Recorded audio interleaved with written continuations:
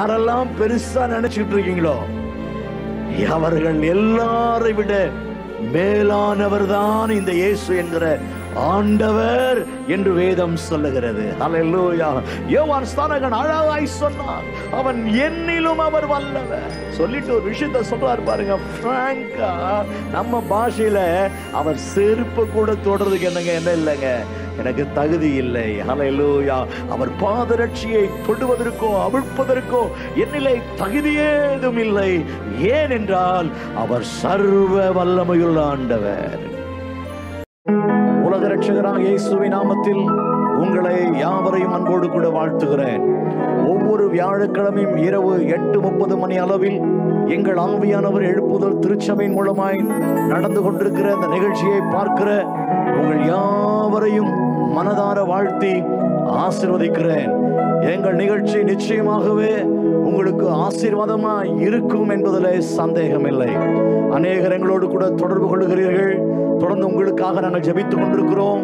நிச்சயமாகவே கர்த்தர் உங்களை ஆசீர்வதிப்பாராக. தேவநாமத்திற்கு மகிமை உண்டாவதாக. தொடர்ந்து இந்த சேனலை அநேகருக்கு தெரியப்படுத்துங்கள். உங்களுடைய உறவினர்களுக்கு இதை தெரியப்படுத்துங்கள். கர்த்தருடைய வார்த்தையை கேளுங்கள். நிச்சயமாகவே உங்கள் இல்லங்கள் உள்ளங்கள் தேவனால் ஆசீர்வதிக்கப்படும் என்பதில் சந்தேகமில்லை. தொடர்ந்து தேவனுடைய வார்த்தைக்கு போவதற்கு முன்பதாக ஒரு பாடலை பாடி நேராக தேவனுடைய வார்த்தைக்கு நேராக கடந்து செல்ல வேண்டும் என்று விரும்புகிறேன். இந்த உலகத்திலே ஒரு தெய்வம் உண்டானால் அவர்தான் நான் பிரசங்கிக்கிற உலக ரட்சகராகிய இயேசு என்கிற ஆண்டவர். அவருடைய நாமம் சர்வ வல்லமையுள்ள நாமம். சர்வ வல்லவர் என்ற பாடலை நாம் எல்லாரும் கரங்களை தட்டி தேவநாமத்தின் மகிமைக்காக பாடப் போகிறோம். என்னோடு கூட சேர்ந்து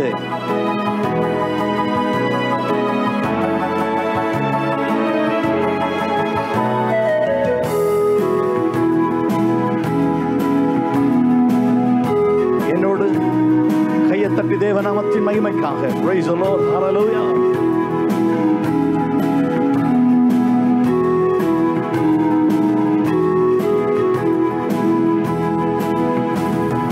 சர்வ வல்லவர் என் சொந்தமானார், சாவை வென்றவர் என் ஜீவனானார்.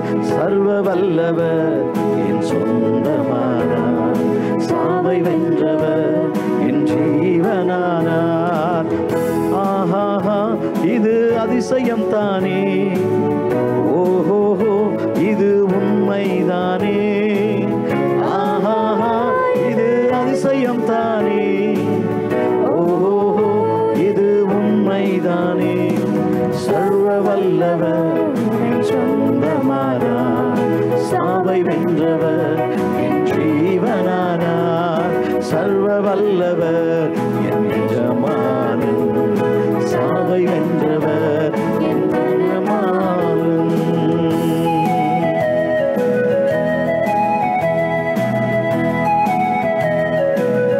இந்த பாடல் கேட்கும் போதே உங்கள் துக்கங்கள் எல்லாம் கர்த்தர் மாற்றுவார்.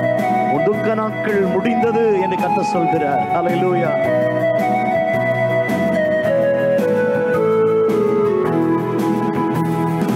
கண்டு கொண்டே ஒரு புதையல், பெற்றுக்கொண்டே ஒரு பொக்கிஷம். கண்டு கொண்டே ஒரு புதையல், பெற்றுக்கொண்டே ஒரு பொக்கிஷம்.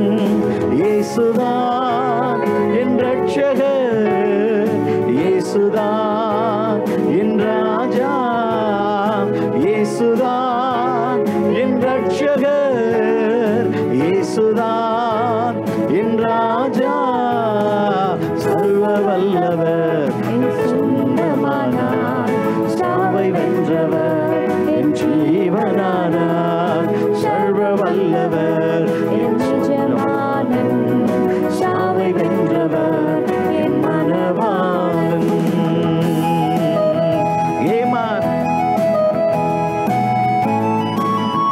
அவரை பாடுவது எத்தனை மகிழ்ச்சி, கர்த்தரை துதிப்பதும் அவரை ஆராதிப்பதும் எத்தனை பாக்கியம். தாவீது சொல்லுகிறான், நான் கர்த்தரை எக்காலத்திலும் ஸ்தோத்தரிப்பேன், அவர் துதி எப்பொழுதும் என் வாயில் இருக்குமே.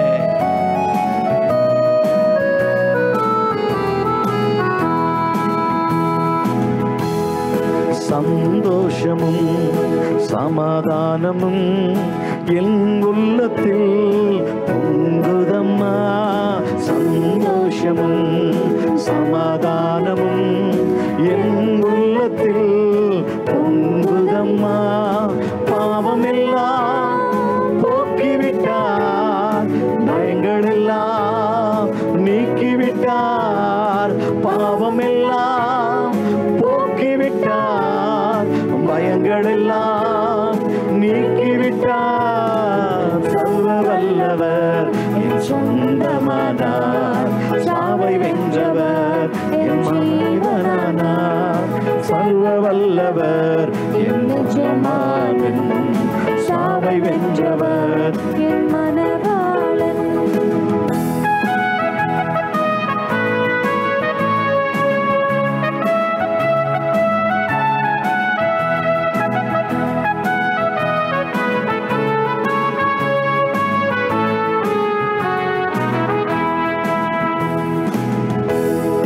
பரலோகத்தில் எனது பெயர் எழுதிவிட்டார் என் இயேசு. பரலோகத்தில் எனது பெயர் எழுதிவிட்டார் என் இயேசு. என் வாழ்வின் நோக்கமெல்லாம் இயேசுவுக்காய் வாழ்வதுதான். என் வாழ்வின் சகோதரியே சொல்லுவாயா என் அன்பு தம்பி? சர்வ வல்லவர் சொந்தமானார், சாவை வென்றவர் என் ஜீவனானார். சர்வ வல்லவர் என் சொந்தமானார், சாவை வென்றவர் என் ஜீவனானார். ஊரெல்லாம் சென்றிடுவேன், உலகமெங்கும் பறைசாற்றுவேன். இன்றைக்கும் என் இயேசு ஜீவிக்கிறார், அவர் மரணத்தையும் பாதாளத்தையும் ஜெயித்தவர்.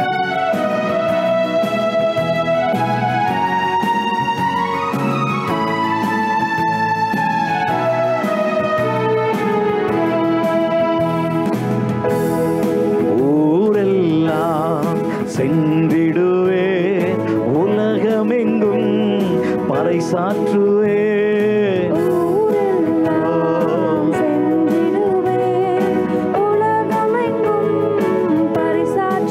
சொல்லுங்க, ஜீவிக்கிறார் என் இயேசு, சீக்கிரமாய் வந்திடுவார். என் இயேசு சீக்கிரமாய் வந்திடுவார். சர்வ வல்லவர் என் சொந்தமானார், சாவை வென்றவர் என் ஜீவனானார். சர்வ வல்லவர் சொந்தமானார், சாவை வென்றவர் என் ஜீவனானார்.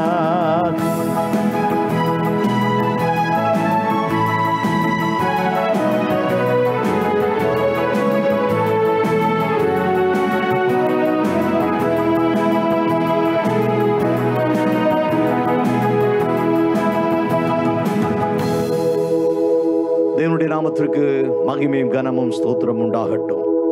நீங்களும் நானும் ஆராதிக்கிற ஆண்டவர் அவர் சர்வ வல்லமையுள்ளவர் என்கிற தலைப்பின் கீழே நம்முடைய ஆண்டவர் சர்வ வல்லமையுள்ளவர் என்பதை உங்களோடு கூட கொஞ்ச நேரம் கர்த்தருடைய வார்த்தைகளை நாம் தியானிக்க போகிறோம். ஹல்லேலூயா. நீங்களும் நானும் ஆராதிக்கிறவர் சர்வ வல்லமையுள்ள ஆண்டவர். ஹல்லேலூயா. அவர் பாதாளத்தை ஜெயித்தார், அவர் வேதாளத்தை ஜெயித்தார், அவர் மரணத்தை ஜெயித்தார். தேவ நாமம் மகிமைப்படுவதாக. தொடர்ந்து தேவனுடைய வார்த்தைகளை நாம் இன்றைக்கு தியானிக்க போகிறோம். லூக்காவின் புத்தகம் 3ஆம் அதிகாரத்தின் ஒரு வசனத்தை கூட நாம் வாசிக்கலாம். 16வது வசனத்தை நாம் வாசிக்கலாம்.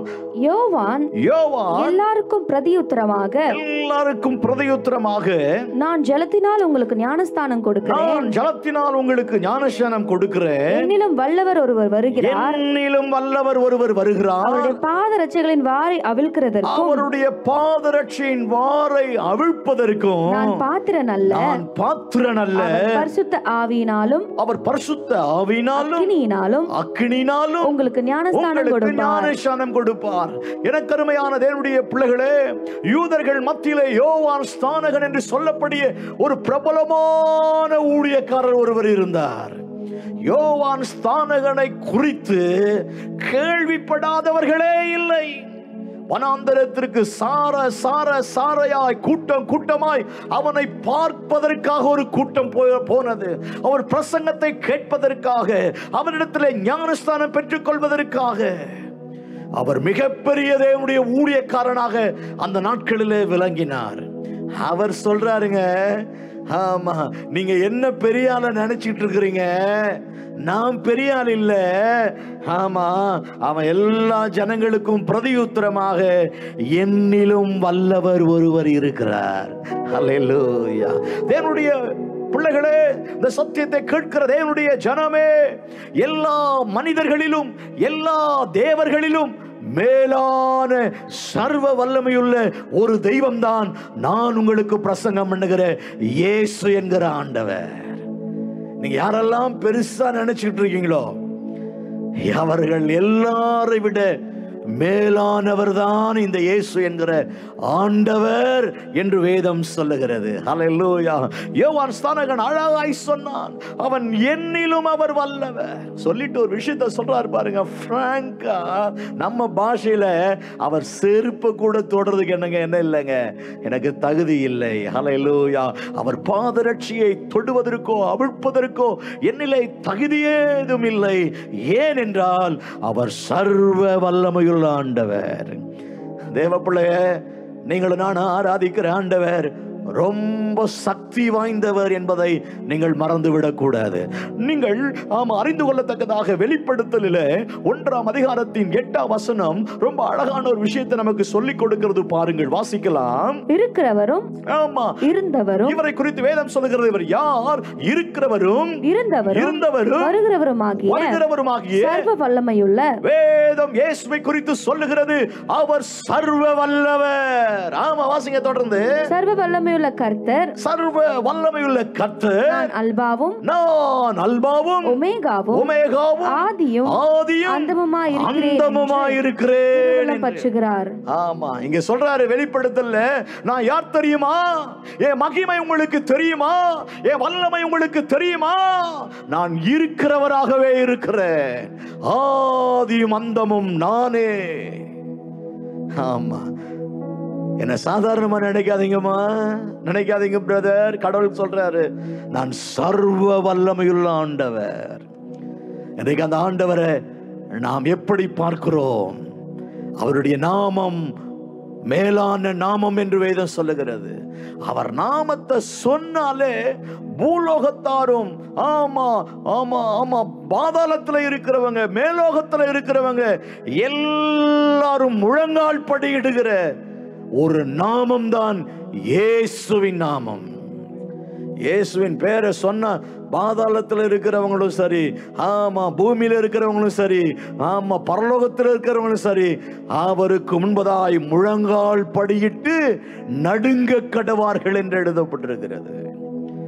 பிசாசுகள் அவருடைய பேரை சொன்ன போது வேதம் சொல்லுகிறது, நடுங்கின என்று எழுதப்பட்டிருக்கிறது. ஏன் தெரியுமா? அவர் சர்வ வல்லமையுள்ளவர். இயேசுவே தன்னை குறித்து சொல்லும் போது நீங்க மத்தேயு 28:18 ஒரு விஷயத்தை நமக்கு அவர் சொல்லிக் கொடுக்கிறார் பாருங்க, வாசிங்க.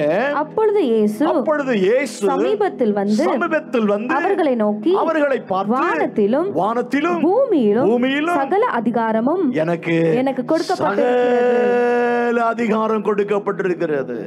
நான் யாரு? அதிகாரமுடைய கடவுள். ஆமென். எனக்கு பூமியில மாத்திரம் இல்ல, வானத்துல மாத்திரம் இல்ல, எங்கும் எனக்கு சகல அதிகாரம் கொடுக்கப்பட்டிருக்கிறது. அதனால தாங்க அவர் பேருக்கு அவ்வளவு சக்தி இருக்கிறது. அவர் பேருக்கு அத்தனை மகிமை இருக்கிறது.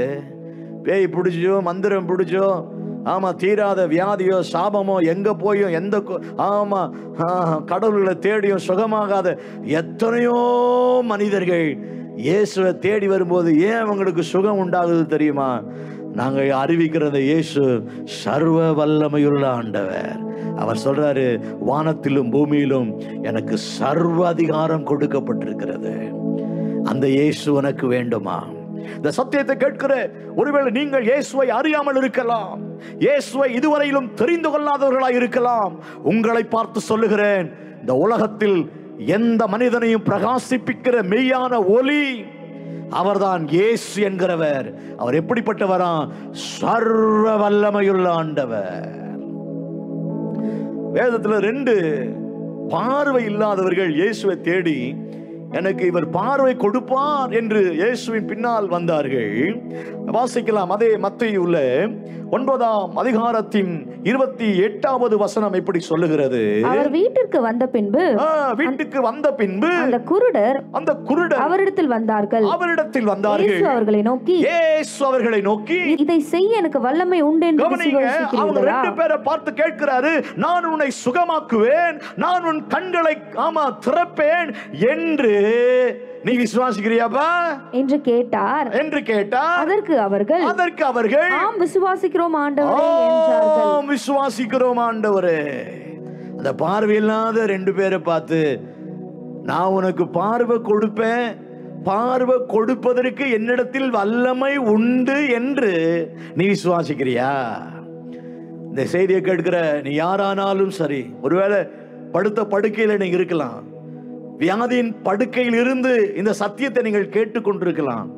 டாக்டருங்க சொல்லிட்டாங்க, இனி அவ்வளவுதான்ப்பா, இனிமே மருந்து மாத்திரெல்லாம் உன் உடம்பு ஏத்துக்காது, நீ லாஸ்ட் கண்டிஷன்ல இருக்கிறன்னு சொல்லலாம். நான் உங்களுக்கு ஒன்னு சொல்லட்டுமா? இந்த உலகத்துல மனிதனை மண்ணினால் உருவாக்கி அவனுக்கு ஜீவ சுவாசத்தை தந்த சர்வ வல்லமையுள்ளவர் இங்கே உலாவிக் கொண்டிருக்கிறார். உன்னை மறுபடியும் அவரால் உயிர்ப்பிக்க முடியும். ஏன் தெரியுமா? அவர் சர்வ வல்லமையுள்ள ஆண்டவர். நீ விசுவாசிச்சா போதும், ஆண்டவரே என்னை சுகமாக்குங்க, என்னை சுகமாக்குவீர் என்று நான் விசுவாசிக்கிறேன், நீ சர்வ வல்லமை உள்ளவர் என்று நான் விசுவாசிக்கிறேன் என்று நீ அறிக்கையிடுவாயானால் ஆண்டவர் உன்னை விடுதலையாக்கி உனக்கு சுகம் தருவார். பில்லி, சூனியம், மந்திரம், செய்வினை, ஏவல், பிசினஸ்ல தோல்வி, கடன் பிரச்சனை, என்ன செய்யறதுனே தெரியல, குடும்பமா செத்து போலாம், இல்லை எங்கேயாவது ஊரை விட்டு ஓடி போயிடலாம், என்னடா வாழ்க்கைன்னு சொல்லி நீ உள்ளம் உடைந்து இருப்பாயானால் உன் வாழ்க்கையும் குடும்பத்தையும் மறுபடியும் கட்டி எழுப்ப ஒரு தெய்வம் உனக்காக தன் 2 கரத்தை நீட்டி அழைக்கிறார். என்னிடத்தில் வருகிறவனை நான் புறம்பே தள்ளுகிறதில்லை. ஒரு சாட்சியை நான் கேள்விப்பட்டேன். அன்பு பிரதர், அவங்க சர்ச்சுக்கு போயிட்டு கையில் பைபிள், ஒயிட் அண்ட் ஒயிட், கொஞ்சம் நடக்க முடியாது, காலு கிந்தி நடந்து வருவார். அவர் சர்ச் முடிச்சுட்டு வீட்டுக்கு போக வேண்டும், ரொம்ப லேட் ஆயிடுச்சு, சுத்தி போகணும்னா லேட் ஆகுமே, கொஞ்சம் ஷார்ட்டா போகலான்னு சொல்லி கொஞ்சம் காலை தாங்கி இழுத்து கொண்டு அந்த பக்கமாய் போகிறார். அந்த போகிற வழியில திரள் கூட்டத்தார், அந்த கூட்டத்தெல்லாம் விலைக்கு உள்ள போயிட்டாரு. போன அந்த கூட்டத்தின் மத்தியில ஒரு பெரிய மந்திரவாதி ஒருவன், அந்த ஊரையே அவன் கண்ட்ரோல்குள்ள வச்சிருந்தாங்க. கர்த்தருக்கு ஸ்தோத்திரம். அவனை தேடி ஆயிரமான ஜனங்கள், கர்த்தருக்கு ஸ்தோத்திரம், அவனை நேருக்கு நேர் இவன் சந்திக்கிறான். கையில் பைபிள் இருக்கிறது, ஒயிட் அண்ட் ஒயிட், ஜபத்தோடு தோத்திரத்தோடு போறான். அவனை பார்த்த உடனே மந்திரவாதி கேட்கிறான், நில்லு, என்ன வாயில முனைங்கிட்டே போற, என்ன? நான் ஒன்றும் இல்லையா, சர்ச்சுக்கு போயிட்டு நான் வீட்டுக்கு போறேன், ஆமா இயேசுவ நாமத்தை நான் உச்சரிச்சுக்கிட்டே போறேன் என்று சொல்லி அவன் ஸ்தோத்திரம் பண்ணிட்டு அந்த இடத்தை விட்டு நகர்ந்தான். அந்த மந்திரவாதி சொன்னான், நில்லு, ஸ்தோத்திரம், அல்லேலூயா, நான் மந்திரம் பண்ணா ஆமா உன்னை என்னால கொல்ல முடியும். அவர் இல்லையா, உன் மந்திரத்தை விட ஆமா ஸ்தோத்திரத்திற்கு ஒரு பெரிய சக்தி இருக்கிறது, நான் ஆராதிக்கிற கடவுள் சர்வ வல்லமையுள்ளவர் என்று அந்த மந்திரவாதி கிட்ட சொன்னானா. அல்லேலூயா. உடனே எல்லாருக்கும் முன்னால, அப்படி நீ ஆராதிக்கிற தெய்வம் சர்வ வல்லமையுள்ளவரானால் அதற்கு தோத்திரம், ஆமா நான் உனக்கு விரோதமா மந்திரம் பண்ண போறேன், நான் உனக்கு விரோதமா சூனியம் பண்ண போறேன், அடுத்த வாரம் இதே நாள்ல நீ செத்து போவ, பார்க்கலாமா, உன்னை கொன்னுடுவேன். அதற்கு ஸ்தோத்திரம், உன்னால முடிஞ்சா செய், நான் ஆராதிக்கிற கடவுள் அவர் மிக பெரிய ஆண்டவர் என்று சொல்லிட்டு அவன் அந்த இடத்தை விட்டு நகன்று போய்விட்டான். நகன்று போய் வீட்டில் போய் படுக்கிறான். அவனுக்கு தூக்கம் வரல, புரண்டு புரண்டு படுக்கிறான், தூக்கம் வரல. என்னடா அந்த மந்திரவாதி நம்மளை இப்படி சொல்லிட்டானன்னு. அன்றைக்கு சாயங்காலம் பைபிள் எடுத்துட்டு நேர சர்ச்சுக்கு போனான். பாஸ்டரை பார்த்தேன். ஐயா பிரைஸ் தி லார்ட், இப்படி நான் ஒரு மந்திரவாதியை பார்த்தேன், என்னை வம்புக்குன்னே வம்பு இழுத்து எனக்கு விரோதமா மந்திரம் பண்ணி அடுத்த வாரம் நீ இருக்க மாட்டே, செத்து போயிடுவேன், நான் உனக்கு விரோதமா மந்திரம் பண்ண போறேன்னு சொல்லி என்னை மிரட்டி அனுப்பிச்சிருக்கிறான், எனக்கு பயமா இருக்குன்னு பாஸ்டர் கிட்ட அந்த வாலிப தம்பி சொன்னானா. அப்போ பாஸ்டர் சொன்னாரா, இந்த உலகத்திலே ஒரு தெய்வம் உண்டு, ஆமா அவர்தான் நம்முடைய ஆண்டவர், அவரை எதிர்த்தவங்க, அவங்க பிள்ளைங்களை எதிர்த்தவங்க இந்த உலகத்துல ஜெயிச்சதா சரித்திரமே இல்லை. மாபெரும் ராஜா, எகிப்து நாட்டின் ராஜா, அந்த நாட்களில் உலகத்தினுடைய வல்லரசு அது. கர்த்தருக்கு தோத்திரம். அப்பேற்பட்ட ராஜாவே இஸ்ரவேலுக்கு விரோதமா எழும்பி வந்த போது, கர்த்தர் யுத்தம் செய்த போது அவனை செங்கடலுக்குள்ள தள்ளி அவனை கொன்று போட்டாரு. நம் ஆண்டவர் சாதாரணமானவர் அல்ல, சர்வ வல்லமையுள்ள ஆண்டவர். பார்வோனையும் அவன் சேனையும் அழித்தவரை துதியுங்கள் என்று இன்றைக்கும் பாடிக்கொண்டிருக்கிறோமே. நீ பயப்படாத, நம்ம சபையில பாஸ்டிங் போட்டு ஜெபம் பண்ணுவோம், கர்த்தர் யுத்தம் பண்ணுவார் என்று சொல்லி பாஸ்டர் அவனை வீட்டுக்கு அனுப்பிட்டார். சபையார் ஜெபித்தார்கள், வாலிபனும் ஜெபித்தான். ஒரு வாரம் கடந்து போனது. அன்னைக்கு சனிக்கிழமை படுக்கை அறைக்கு போகிறான். கர்த்தருக்கு தோத்திரம். காலையில ரொம்ப பயந்தான், அவன் சொல்லிட்டானே என்ற பயம். காலையில அவர் எழுந்து பார்க்கிறார், நல்ல ஜீவனோடு அவர் எழுந்தார். அல்லேலூயா. தன் சரீரத்தை கிள்ளியெல்லாம் பார்க்கிறாரு. நான் ஆராதிக்கிற ஆண்டவர் பெரியவர், ஆமென். அந்த மந்திரவாதியால என்னை ஒன்றும் செய்ய முடியவில்லையே. இப்படி சொல்லிக்கிட்டே இருக்கும்போது ஒரு 10-15 பேர் அவன் வீட்டுக்கு வாசல்ல வந்து நிக்கிறாங்க. இங்கே ஒரு பிரதர் ஒயிட்ல கொஞ்சம் நடக்க முடியாம கால் கிந்தி நடந்து வந்தாரு. அந்த சகோதரன் வீடு எங்கேன்னு சொன்ன போது, எப்போ அந்த சகோதரனே நான் தான்பா, என்ன விஷயம் சொல்லுங்க. இன்னைக்கு காலையில நாங்கள் எல்லாரும் எழுந்து ஆயத்தமாகி எங்களுடைய மந்திரவாதி எங்களுடைய குருவை நாங்கள் எழுப்பின பொழுது அவர் படுக்கையிலே செத்து போய் கிடந்தார். அல்லேலூயா. நீங்க ஒரு வாரம் இந்த நாள் உங்களுக்கு எங்க மந்திரவாதி கெடு விதித்தார், இன்னைக்கு நீங்க செத்து போவீங்கன்னு எல்லாருக்கும் முன்னாலேயும் அவர் சொன்னார். ஆனா நீங்க நல்லா இருக்கிறீங்க, ஜீவனோடு கூட இருக்கிறீங்க. உங்களை மந்திரம் செய்து கொல்ல வேண்டும் என்று நினைத்த எங்க குருஜி செத்து போயிட்டாரியா. அப்படின்னா நீங்க ஆராதிக்கிற கடவுள் தான் உண்மையான கடவுள், எங்களையும் உங்க சீடரா சேர்த்துக்கோங்கன்னு சொல்லி அத்தனை பேரும் அவன் பட்சத்தில் வந்தார்கள். எப்பா வாங்கப்பா அப்படின்னு சொல்லி அந்த 15 பேரையும் கொண்டு போய் தான் சபையிலே சேர்த்தார். அந்த 15 பேரும் இயேசுவே தெய்வம் என்று அறிக்கையிட்டு மனம் திரும்பி ரட்சிக்கப்பட்டு இன்றைக்கு ஆண்டவருடைய பிள்ளைகளாய் வாழ்கிறார்கள். இந்த உலகத்துல சர்வ சக்தி நிறைந்த தெய்வம் ஒருவர் உண்டானால், உனக்காக கல்வாரி சிலுவிலே மரித்து 3ஆம் நாள் உயிரோடு கூட எழுந்து இன்றைக்கும் ஜீவனோடு கூட இருக்கிற ஒரு தெய்வம் உண்டு. அவர்தான் நான் பிரசங்கிக்கிற இயேசு. அந்த வேதம் இப்படி சொல்லுகிறது. அப்போஸ்தலர் 10:38 வாசிங்க.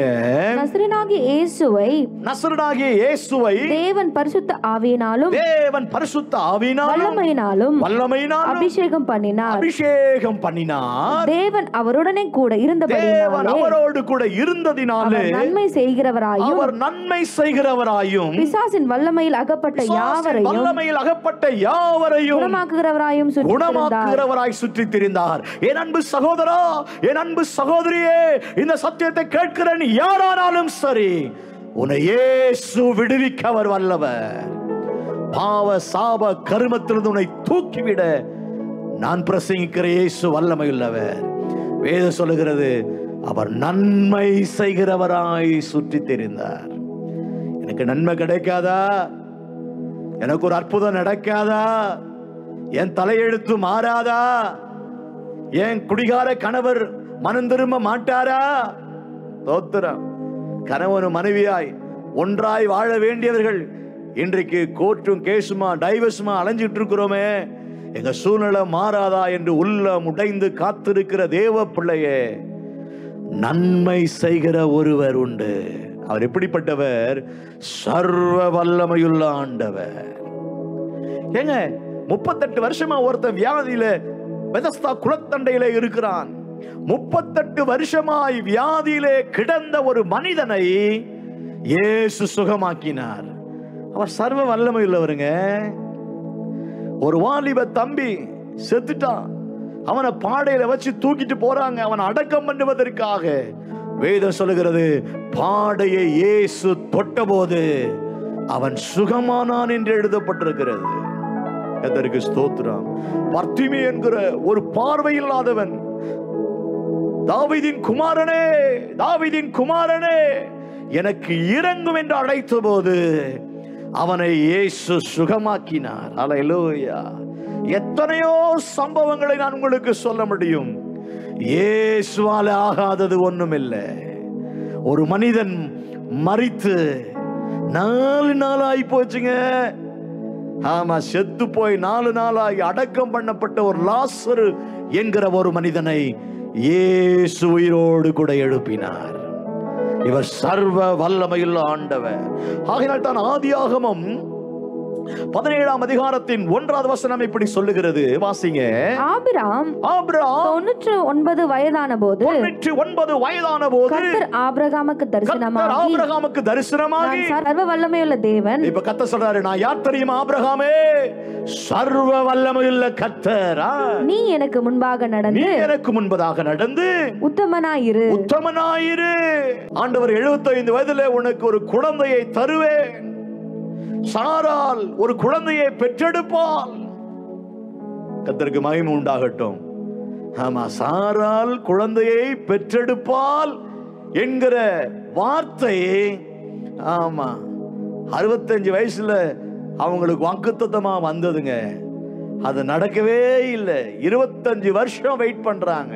அதைத்தான் நீங்கள் ஆதியாகமம் 18ஆம் அதிகாரத்தின் 9வது வசனத்திலிருந்து அப்படியே வாசிச்சீங்கன்னா வேதம் இப்படி சொல்லுகிறது. ஆதியாகமம் 18:9.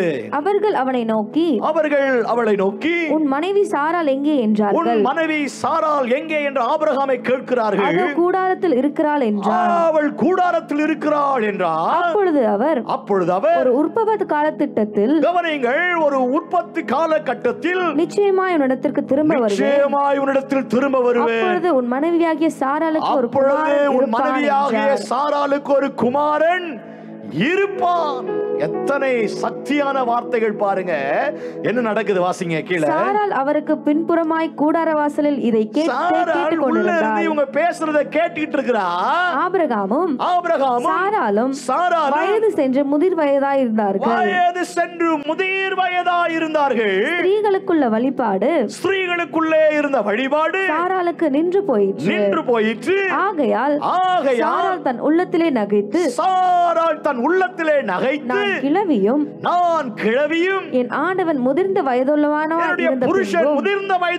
இருக்கிறான். எனக்கு இன்பம் உண்டாயிருக்குமோ என்றார். அப்பொழுது கர்த்தர் ஆபிரகாமை நோக்கி சாராள் நகைத்து நான் கிழவியாய் இருக்க பிள்ளை பெறுவது மெய்யோ என்று சொல்வானேன். பிள்ளை பெறுவது மெய்யோ என்று அவள் சொல்லிக் கொண்டிருக்கிறாளே. கர்த்தரால் ஆகாத காரியம் உண்டோ? கர்த்தராலே, என் தெய்வத்தாலே, என் ரட்சகராலே, என் இயேசுவாலே இந்த உலகத்தில் ஆகாத காரியம் ஒன்று உண்டோ? உற்பவ கால திட்டத்தில் உன்னிடத்திற்கு திரும்ப வருவேன். அப்பொழுது சாராளுக்கு ஒரு குமாரன் இருப்பான். ஒரு குமாரன் இருக்கவே இருப்பான். பிள்ளை பிறக்கும்னு சொன்ன போது சாராள நம்ப முடியலங்க. எந்த வாய்ப்பும் இல்லை, எந்த சூழ்நிலையும் இல்லை. எங்க 2 பேருக்கு வயசாயிருச்சு என்று அவள் சந்தேகப்பட்ட போது, ஆமா, கடவுளாலே, கர்த்தராலே, தெய்வத்தாலே ஆகாத காரியம் ஒன்று உண்டோ? இந்த செய்தியை கேட்கிற தேவ பிள்ளையே, நம்முடைய தெய்வத்தாலே ஆகாத காரியம் ஒன்றும் இல்லை. அவர் எல்லாவற்றையும் செய்து முடிக்க அவர் வல்லவர். உன் கண்ணீர் எல்லாம் கர்த்தர் துடைப்பார். உன் வேதனைகள் எல்லாம் கர்த்தர் மாற்றுவார். எது நடக்காது, எது ஆகாது, எது கூடாது, எது முடியாது என்று சொல்லுகிறாயோ, இதை கர்த்தர் கேட்கிறாரு. என்னால் ஆகாதது ஒன்று உண்டோ? என்னால் எல்லாவற்றையும் செய்ய நான் சர்வ வல்லவராக இருக்கிறேன். கடல்ல பிரயாணம் பண்ணி கொண்டிருக்கிறாங்க. கடைசியா சொல்லி முடிக்கிறேன்.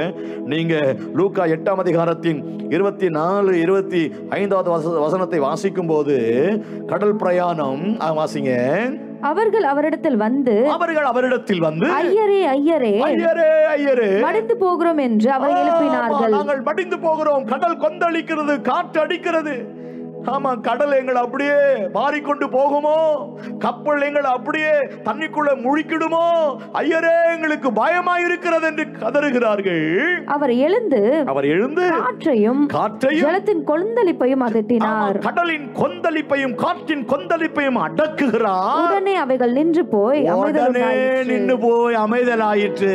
இப்ப அவங்க என்ன பேசிக்கிட்டாங்க தெரியுமா?